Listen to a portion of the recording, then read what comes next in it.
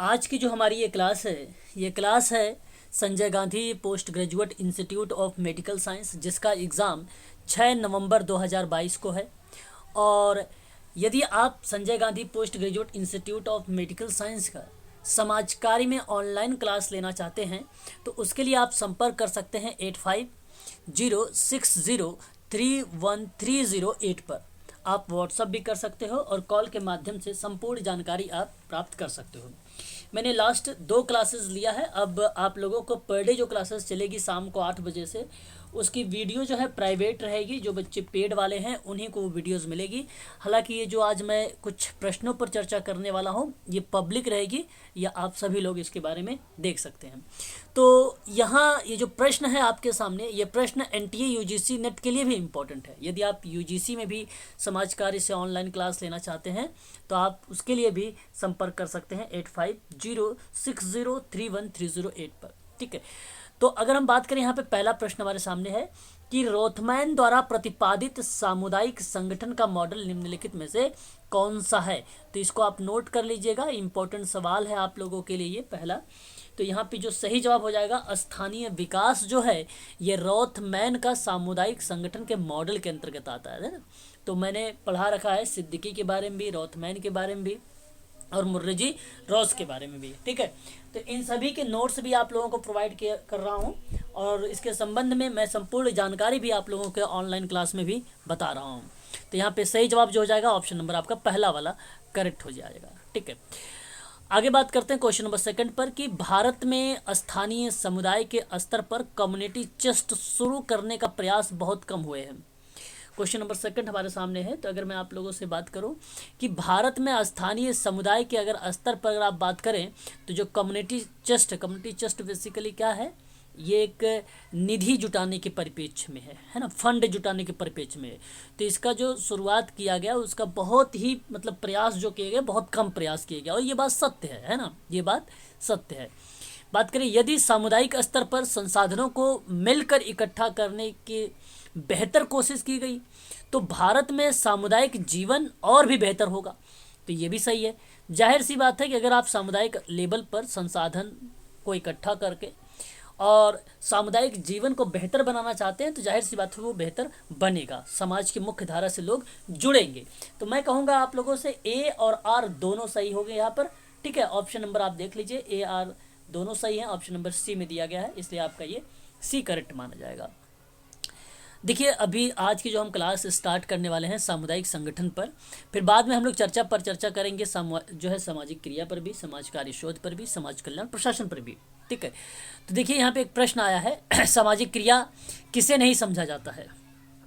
सामाजिक क्रिया किसे नहीं समझा जाता है, तो आप ध्यान रखिएगा। देखिए, व्यापक सामाजिक समस्याओं को हल करने के लिए सामूहिक जो प्रयास होते हैं तो ये बेसिकली यहाँ पे अगर बात करें तो ये होता है ना। और हिंसात्मक आक्रमण के लिए तैयार समाज के सदस्य, तो हिंसात्मक गलत हो जाएगा, यहाँ पे बी वाला ही नहीं होगा। देखिए, इसने पूछा था सामाजिक क्रिया किसे नहीं समझा जाएगा, तो बी को नहीं समझा जाएगा, ये गलत स्टेटमेंट लिख दिया है आपके सामने। ऑप्शन नंबर बी आपका यहाँ पे करेक्ट हो जाएगा। मुद्दों के आवश्यक क्रियान्वयन के लिए उन्हें एक एक करके स्पष्ट करना भी होता है। व्यापक सामाजिक समस्याओं को हल करने के उद्देश्य से भी संगठित प्रयास होता है ना। तो बाकी यहाँ पर ए, सी और डी सही है, बाकी सामाजिक क्रिया के रूप में हम इसे नहीं समझ सकते ऑप्शन नंबर बी को। तो बी आपका यहाँ पे करेक्ट हो जाएगा। बात करेंगे सामुदायिक संगठन के प्रतिरूप यानी मॉडल के रूप में स्थानीय विकास, सामाजिक नियोजन और सामाजिक क्रिया। तो यहाँ पे आप देख रहे थे पहले प्रश्न में स्थानीय विकास के रूप में, तो ये देखिए वही है सामुदायिक संगठन के प्रतिरूप या मॉडल के रूप में। तो ये 3 उन्हीं क्या है। तो यहाँ पे आप देख रहे थे रोथमैन लिखा हुआ था, तो यहाँ पे आप लगा सकते हैं जैक रोथमैन। ऑप्शन नंबर आपका बी वाला करेक्ट मान लिया जाएगा। आगे बढ़ेंगे, नेक्स्ट सवाल देखेंगे हम लोग। यहाँ अगर हम बात करें क्वेश्चन नंबर नेक्स्ट में है कि सामुदायिक संगठन सामाजिक क्रियाशील में प्रतिफलित होता है, क्या ये बात सही है? तो आप लोग यहाँ पे बताइएगा। क्वेश्चन नंबर अगर हम बात करें यहाँ पे तो इसका सही जवाब क्या होना चाहिए, इसका सही जवाब क्या होना चाहिए? तो ये करेक्ट जवाब माना जाएगा, ये हाँ करेक्ट जवाब माना जाएगा, ये आपका सही है। बात करते हैं सामाजिक क्रियाशीलता सदैव। देखिए, सदैव का मतलब एक प्रकार से हमेशा की बात करना। सामुदायिक संगठन में प्रतिफलित नहीं होता है। ठीक है, सदैव प्रतिफलित नहीं होता है। तो यहाँ अगर मैं बात करूँ कि सामाजिक क्रियाशीलता की बात कर रहा है, एक प्रकार से एक्टिविटी की बात कर रहा है, और वो सदैव सामुदायिक संगठन में प्रतिफलित नहीं होता है। तो यहाँ पे हम आपसे बात करें वो होता है, लेकिन यहाँ आप एक शब्द देखिए सदैव। प्रतिफलित का मतलब ये होगा कि आप इसका मतलब ये ना समझें कि प्रतिफलित रिजल्ट, निष्कर्ष। तो जाहिर सी बात है, जब क्रियाशीलता कोई अगर आप करेंगे, चाहे अच्छा करेंगे तो अच्छा होगा, बुरा करेंगे तो बुरा होगा, तो मतलब यहाँ पे प्रतिफलित वाली एक्टिविटी, सारांश निकालने वाली एक्टिविटी बता रही है आपको। तो मैं आप लोगों से कहूँगा कि नहीं होता, ऐसा गलत होगा ये। तो आपका ए सही होगा, आर गलत हो जाएगा। ऑप्शन नंबर आप बी को देखिए, बी यहाँ पर आपका करेक्ट जवाब हो जाएगा, है ना। ये आपका गलत है, यहाँ पर जो आर लिखा हुआ है ना। तो कहने का मतलब यहाँ पे ये था कि जैसी क्रिया आप करेंगे वैसे आपको निष्कर्ष मिलेगा, परंतु इसने कह दिया कि प्रतिफलित नहीं होता है ना यहाँ पर। तो इसका मतलब ये नहीं कि प्रतिफलित होता है ना। तो ऑप्शन नंबर आपका यहाँ पर जो होगा वो बी वाला सही माना जाएगा। सामुदायिक निधि क्या चीज़ होती है? तो संसाधन के परिप्रेक्ष्य में होती है ना। याद रखिएगा, ऑप्शन नंबर आपका डी सही रहेगा यहाँ पर। संगठन के गठन के लिए उन्नयन से जुड़े जो सोपान होंगे उसके क्रम आपको बताने होंगे, है ना, उन्नयन से। तो यहाँ पर अगर हम बात करें, अच्छा सवाल आप लोगों के सामने भी है ये, है ना। तो देखिए, आप पहले संविधान तैयार करना होगा, सामान्य सभा का गठन होगा, फिर उसके बाद आपका कार्यकारी परिषद का निर्वाचन होगा, फिर विजन होगा और मिशन निर्धारित होगा, फिर लास्ट में पंजीकरण की प्रक्रिया होगी। तो ये एक संगठन के गठन और उन्नयन से जुड़ी ये सोपान है, एक प्रकार की ये चरण है। तो ऑप्शन नंबर आपका यहाँ पर जो 4 वाला है यही सही रहेगा। तो संविधान तैयार करना पहला पॉइंट रहेगा, दूसरा सामान्य सभा का गठन करना ये दूसरी पॉइंट, कार्य परिषद का निर्वाचन होगा ये तीसरी पॉइंट होगा, विजन और मिशन निर्धारित करना ये आपकी चौथी पॉइंट होगा, पांचवें में आपका पंजीकरण हो जाएगा। यही ऑप्शन आपका सही रहेगा संगठन के गठन के दौरान पे। ऑप्शन नंबर डी आपका सही रहेगा यहाँ पर। बात करेंगे नेक्स्ट सवाल के बारे में, संचार की प्रक्रिया का अनुक्रम में व्यवस्थित करिएगा यहाँ पे। तो आप देख लीजिए, 4 ऑप्शन आपके सामने यहाँ पे दिए गए हैं, और चारों के चारों ऑप्शन जो है आप सबके लिए अगर हम कहो तो इम्पॉर्टेंट है एग्जाम के पॉइंट ऑफ व्यू से। कई बार एग्जाम में पूछे भी जा चुके हैं, इसलिए इस प्रश्न को आप सभी लोग जो है IMP कर लीजिएगा। तो जैसे अगर मैं आप लोगों से बात करूँ यहाँ पे, तो देखिए पहले संचार की प्रक्रिया में ना यहाँ पे कूटबद्धता होना ज़रूरी है, फिर उसके बाद चैनल होगा, फिर रिसीवर होगा, फिर कूटानुवादक करना होगा।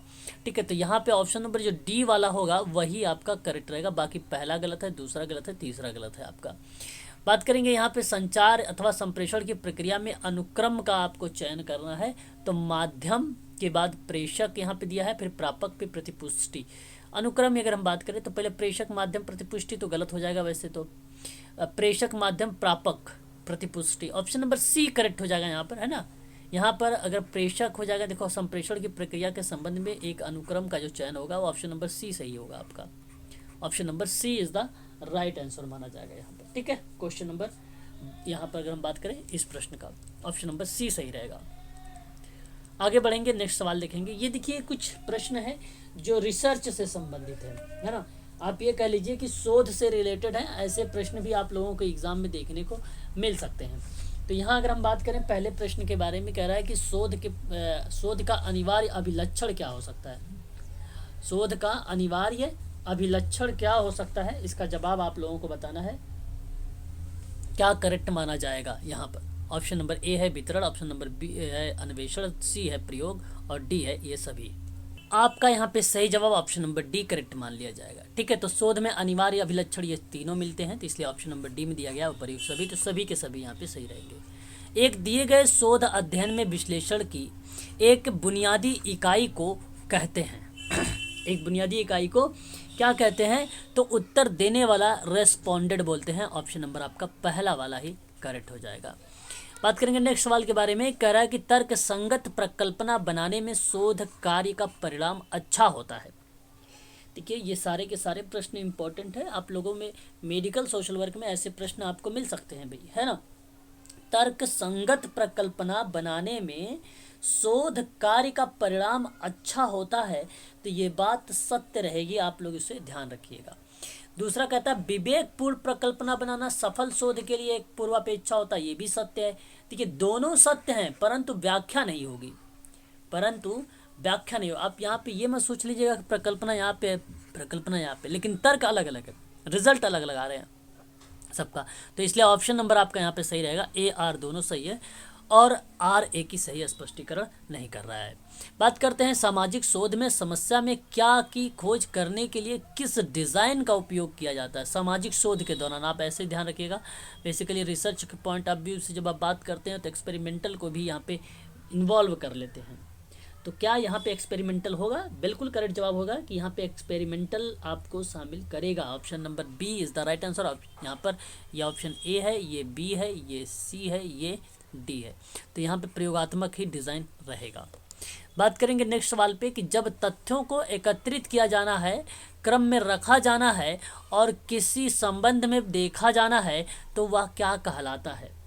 ठीक, वह क्या कहलाता है? तो आपका सही जवाब हो जाएगा सिद्धांत कहलाता है। ऑप्शन नंबर सी ही करेक्ट माना जाएगा। वहाँ पे आपके सामने ये प्रश्न है, निम्नलिखित में से कालक्रमानुसार आपको दर्शाना है।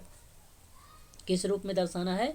काल क्रम के रूप में दर्शाना है। बहुत बढ़िया सवाल है। तो सबसे पहले आप अध्ययन की बात करेंगे, अध्ययन के उद्देश्य की, उसके बाद आप शोध प्रश्न की बात करेंगे, फिर उसके बाद कोड, यानी हम बात करें कोड बुक तैयार करेंगे, कोड बुक तैयार करेंगे, फिर उसके बाद आप आंकड़ों को संकलित करेंगे, फिर उसके बाद आंकड़ों के संकलित बाद समस्याओं की पहचान कर लेंगे और समस्या की पहचान करने के बाद आप क्या करेंगे, यहाँ पे आंकड़ों का न्यूनीकरण कर देंगे, आंकड़ों का न्यूनीकरण कर देंगे, फिर आंकड़ों का विश्लेषण कर देंगे। तो आपको यहाँ पे ध्यान रखना है 5 4 3, यहाँ पे एक ट्रिक मैंने बताया था PhD कैग करके।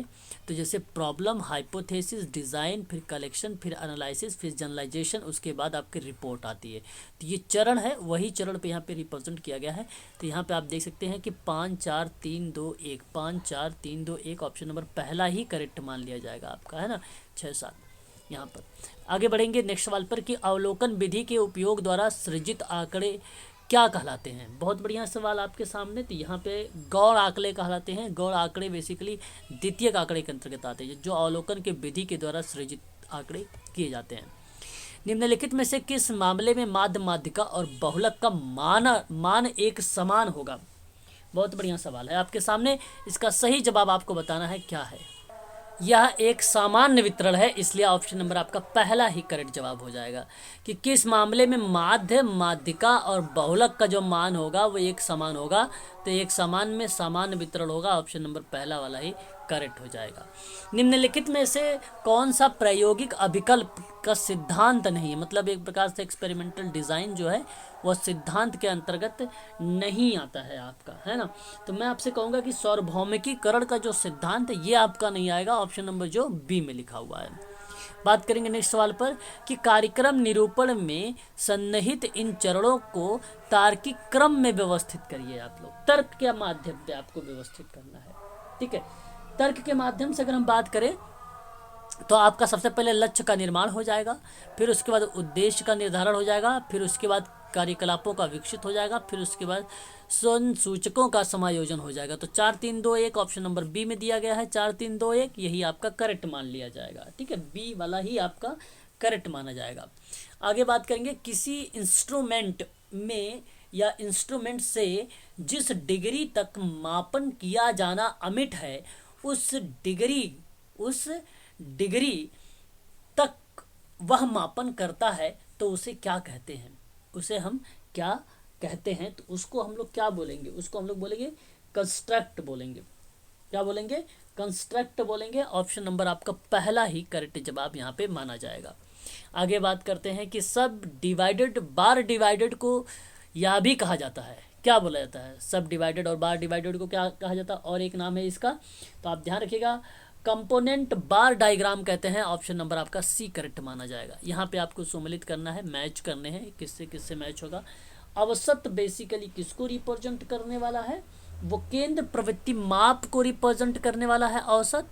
और औसतों के औसत की बात अगर हम लोग करें तो वो किसको रिप्रेजेंट करने वाला है? औसतों के औसत की अगर हम लोग बात करते हैं तो किसको रिप्रेजेंट करने वाला? प्रकरण के मापन को रिप्रेजेंट करने वाला है। और परिवर्त मतलब वेरिएबल्स जो होते हैं वो किसको रिप्रेजेंट करने वाला है? कोरिलेशन को रिप्रेजेंट करने वाला है, इसलिए आपका ये पहले को रिप्रेजेंट करेगा। और गुण की अगर हम बात करते हैं तो बचा आपका 1 का स्क्वायर, यहाँ पर आप ये थर्ड हो जाएगा। तो 4 2 1 3 जिस ऑप्शन में होगा 4 2 1 3 ऑप्शन नंबर पहले में है, इसलिए आपका पहला सही रहेगा। बात करते हैं चैरिटी ऑर्गेनाइजेशन सोसाइटी के बारे में, आपको भली भांति तरीके से मालूम होगा 1869 का आ जाएगा। बेवरेज रिपोर्ट की बात करेंगे तो 1942 का आ जाएगा। एलिजाबेथन पुअर लॉ की बात करेंगे तो 1601 आ जाएगा। पुअर लॉ कमीशन की बात करेंगे तो 1905 आ जाएगा, है ना।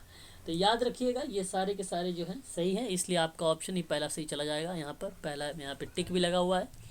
आगे बात करते हैं श्रृंखला को मात्रा के अवरोही तथा अवरोही क्रम में व्यवस्थित करने पर मध्य पद का जो मूल्य होता है वो क्या कहलाता है, तो मानक विचलन कहलाता है। जहाँ पे आप आरोही और अवरोही जैसे क्रम को व्यवस्थित कर रहे हैं तो फिर मध्य पद का निकाल रहे हैं, तो इसके में आप माध्यिका ना समझे, यो बेसिकली मानक विचलन होता है। क्या होता है? मानक विचलन होता है। बात करेंगे मानक विचलन क्या होता है। अगर हम बात करें नेक्स्ट सवाल में, तो देखिए मानक विचलन वेरिएबल के संबंधों को स्पष्ट करेगा। और सहसंबंध किसको रिप्रेजेंट करेगा? सहसंबंध किसको रिप्रेजेंट करेगा? विभाजन के अंतर्गत फैलाव को स्पष्ट करता है। कई स्क्वायर की बात करेंगे तो कई स्क्वायर दो प्रतिदर्शों के बीच अंतर को सार्थकता से स्पष्ट करता है। और टी परीक्षण की बात करेंगे तो गुणों के साहचर्य की व्याख्या करने लगता है ना। तो यहाँ पे आप देख लीजिए, ए का जो हो जाएगा 1 हो जाएगा, बी का आपका 3 हो जाएगा, सी का आपका 4 हो जाएगा, डी का आपका 2 हो जाएगा। तो 1 3 4 2 1 3 सॉरी 1 3 4 2 1 3 4 2 ऑप्शन नंबर बी में लिया हुआ है, बी आपका करेक्ट हो जाएगा। उस समग्र में प्रत्येक इकाई को प्रतिदर्श में शामिल किए जाने के एक समान अवसर होते हैं, तो उस प्रकार के प्रतिदर्श कहलाता क्या है? देखिए जहाँ पे सभी को एक समान चुने जाने की संभावनाएं बनाई जा रही हैं, एक समान, है ना, तो वह आपका संभावित प्रतिदर्श होता है। इसके अंतर्गत 4-5 टाइप होते हैं और गैर संभावित के अंतर्गत 4-5 आते हैं। मैं इसको बताऊंगा आप लोगों को जब रिसर्च करवाऊंगा। तो आगमनात्मक सांख्यिकी किससे संबंधित हो सकती है ना भाई। तो ये प्रश्न बहुत अच्छा है। ये प्रतिदर्श के आधार पर किसी समिष्ट के बारे में जब सामान्यीकरण की बात करता है तो वो हमें क्या बताता है? आगमनात्मक सांख्यिकी से संबंधित बताता है। प्रतिदर्श के आधार पर किसी समिष्ट के बारे में सामान्यीकरण, है ना।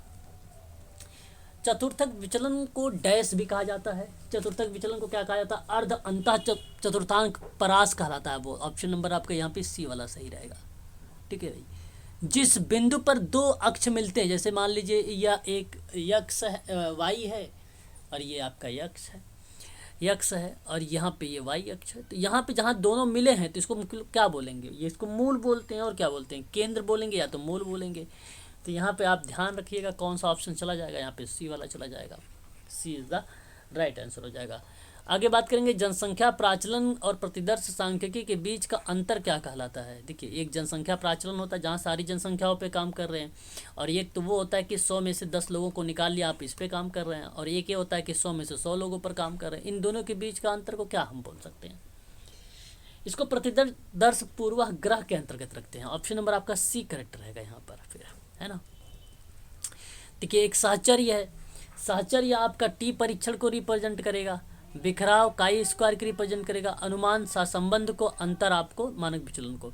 तो ये तो सही है। 1 2 3 4 जहाँ पे मिलेगा वही आपका सही हो जाएगा। ऑप्शन नंबर यहाँ पर देखिए, ये ऑप्शन ए है, ये ऑप्शन बी है, ये ऑप्शन सी है, ये ऑप्शन डी है। तो इसलिए ऑप्शन नंबर आपका बी करेक्ट मान लिया जाएगा यहाँ पर, ठीक है। तो ये प्रश्न थे Sanjay Gandhi post graduate institute के। आप सभी लोग इसको ध्यान रखिएगा। 6 नवंबर 2022 को एग्ज़ाम होने वाला है ना। तो इसलिए इन सभी प्रश्नों को देखे रहिए। समाज कार्य के प्रश्न हैं, मेडिकल सोशल वर्क के परिप्रेक्ष्य में पूछे जाते हैं ये सारे प्रश्न। 60 प्रश्न आपके आएंगे पार्ट 2 से, 40 प्रश्न आएंगे पार्ट 1 से आप लोगों का। अगर आप लोग समाज कार्य में Sanjay Gandhi post graduate institute of medical science की तैयारी कर रहे हैं, ऑनलाइन क्लास लेना चाहते हैं सोशल वर्क की, तो आप मुझसे संपर्क कर सकते हैं 8506031308 पर कॉल करके और व्हाट्सएप के माध्यम से भी। आज के लिए बस इतना ही।